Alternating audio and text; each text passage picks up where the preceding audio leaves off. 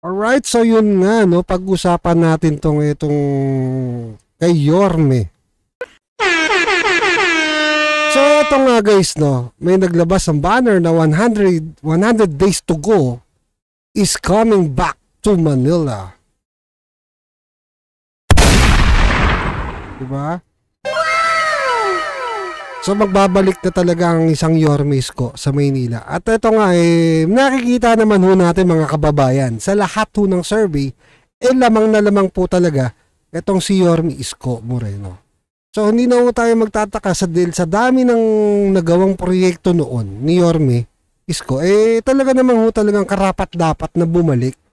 Diba? Nandun yung problema sa basura, na ginawa ng aksyon, di ba? Ng mga panahon na yon. At bukod nga dyan, di ba? Pinaliwanag yung Maynila. Nagliwanag yung Maynila, naging maaliwalas, malinis. At bukod nga doon, ang daming naging proyekto ni Yorme Isko. Partida pa yun, di ba? Nagkaroon pa ng pandemic. No? At bukod nga dyan, ang dami pa, kahit na nagka-pandemic, alam nyo naman yun, di ba? Bukod todo suporta si Yorme sa mga kababayan natin dito sa Maynila. Diba? At hindi lang sa Maynila, di ba? Siyempre, kahit naman nung wala pang pandemic, nandyan yung pagbibigay ni Yorme. Diba? Ng tulong. Binibigyan niya ng tulong yung mga sa Taal, sa Batangas, yung pagsabog ng Taal Volcano.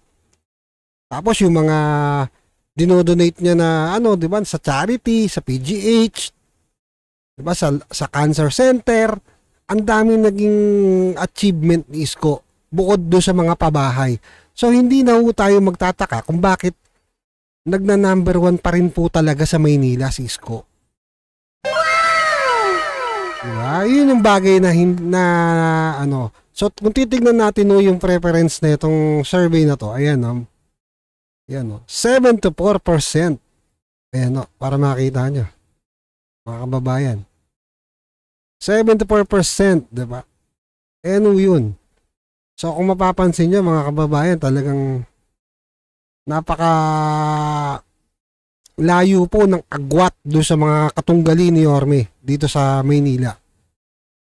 So yan, pinakita ko lang sa inyo na simula't simula pa lang nung mga nakarang diba? Survey, hindi ho talaga daya. Hindi ho gaya nung sa iba diba gumagawa ng sarili survey.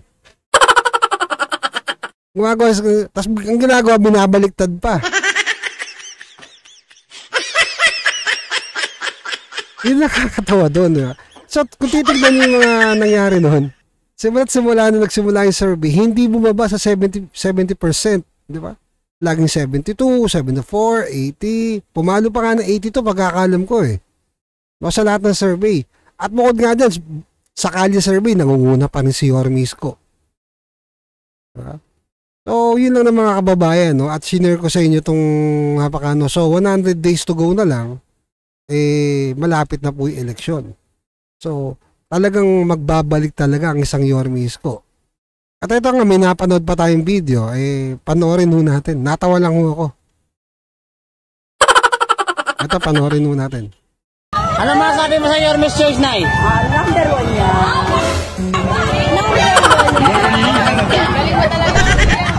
Thank you, love you po.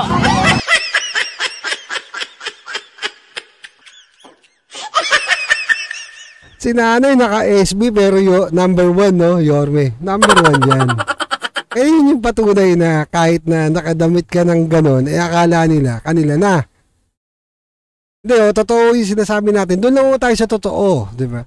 Kasi akala nila malakas kasi yung mga bahay nilagyan ng tarpaulin, nilagyan ng hindi yun. Kasi naglagay ng tarpaulin doon.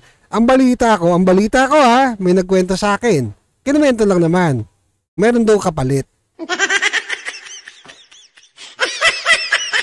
Kasi lagi tayo nandun sa Baseco So meron kapalit na binibigay.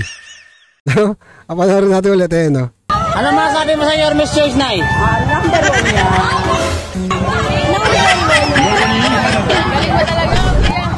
Thank you, love you po. Ang sakit nun, Isipin mo, naka jersey na SB. Pero Yorme.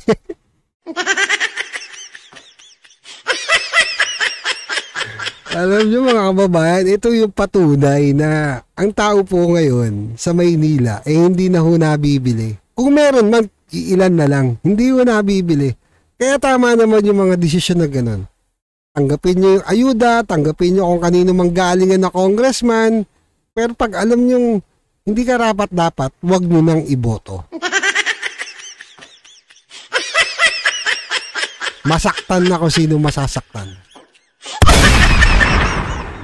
Alright, sa'yo lang naman na shinare ko tong survey ni Yorme Isko, di ba?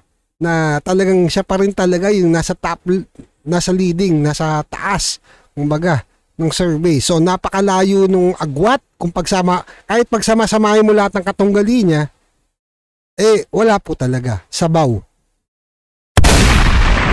Alright, so yun, pinakita ko lang sa inyo.